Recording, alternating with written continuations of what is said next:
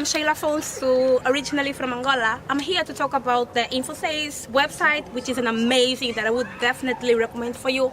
If you are interested in fashion, shopping, politics, whatever, this website would be the perfect because it will give you like information about everything around all over the world. If you are a foreign student like me who is in England and from Angola and want to get more information about back home, please do so. The website will be down here. It's www.infosays.com. Please do it now. I'll see you. Congolais boyanzala, Congolais azali mobali moko makasi, mwasi moko makasi. Nde toya we sika bandeko na biso bazosala musala na bango ya nayebi te so ba obenga ngo kombo nini mais bango mo ba ko expliquer biso pe ba opesa biso ba détail na yango. Bonjour papa. Bonjour maman. Kombo nani? Didier. Papa Didier, to kutu awa na ebite na benga ngo ezali chantier to nini? Tero ezali atelier briqueterie. Toza tozo fournir ba briques, tozo fabriquer, toza na ba gène po bayaka o balingi musala po bazala piaka te bayaka. Tozo sunga ba na misala et puis tozo fournir ba briques, ba clostra, ba bloc autour monia. Ba pavé zali, toza na ba qualité pe ya ba pavé ya bien ya lisse. O ya ba indien na ba qualité locale, ba qualité nyonso toza na sur le terrain.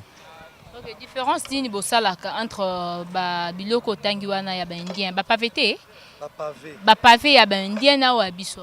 Bon, toza na différence ezalaka ka mingi po bango bazana ba machine électrique biso tozo sala mingi local. Mais na local na biso toujours tokendaka na bango à peu près ningi moko po les mêmes bateaux basalaka kuna yango bango pe bayaka basalela biso koto. Bazolukaka toujours main d'œuvre. Ok, Moussa na bino awa boganya nini après avoir kosala? Ah bon, osala oyo pesaka biso vraiment moyen ya vivre ya kobokola libota. Tu vivras vraiment moi à l'aise pour tous appeler homme de métier. Nous tous ça la rabo, tous ça maçon, carreleur, peintre, nous sommes la kaka briquetier, tous ça qualité belé. Donc tu profites à peu que marché. À partir de nous te fournir à mutakoku que senga ke biso morope, tout ça la musala wana. Tu bénéficieras peu ba main d'œuvre et on ça la que tu vivre na mabota na biso. Babylone na bino boteka ngo ndenge nini awa? Bon, tout ça ma qualité à brique vibraire ya madusu. Ezalaka na $1 livraison à domicile. Tout ça ma qualité pe à brique crée aux hommes na bazo fabriquer brique ordinaire. Il y a zalaka 800 francs. Tout ça pe na qualité à brique ordinaire mais en poussière. Il y a brique crée en poussière pardon. Il y a zalaka na 1000 francs. Ok, point au bossale la musala na bino bozaka déranger te na ba tracasserie et tout. Non, bah ministère économie hôtel de ville bah les kakato futaka ba droit quoi.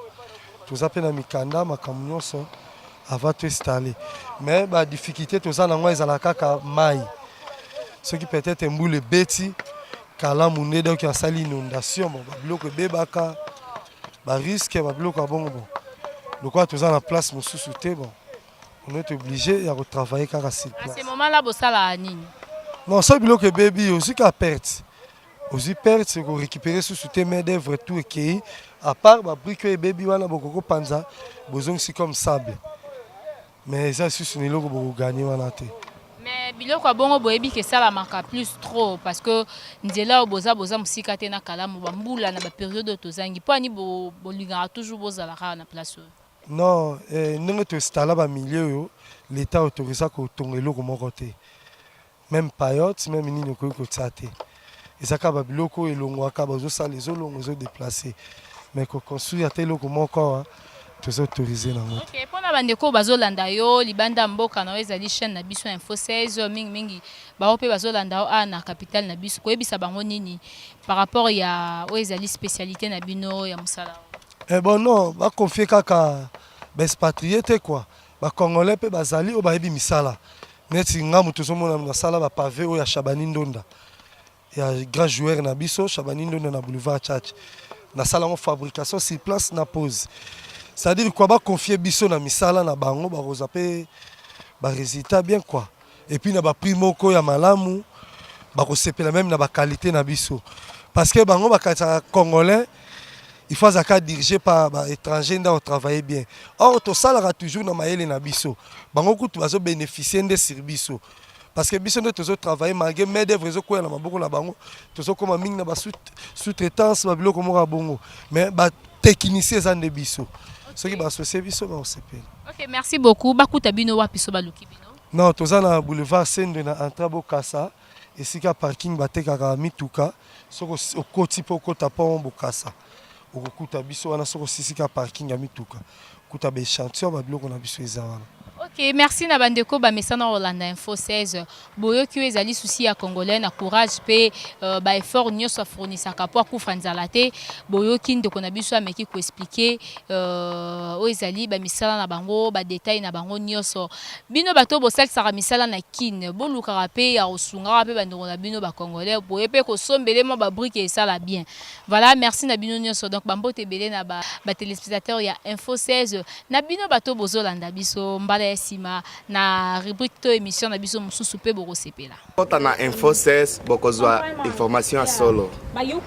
Please subscribe to www.info16play.com. Like the video, watch the video, info16play.com.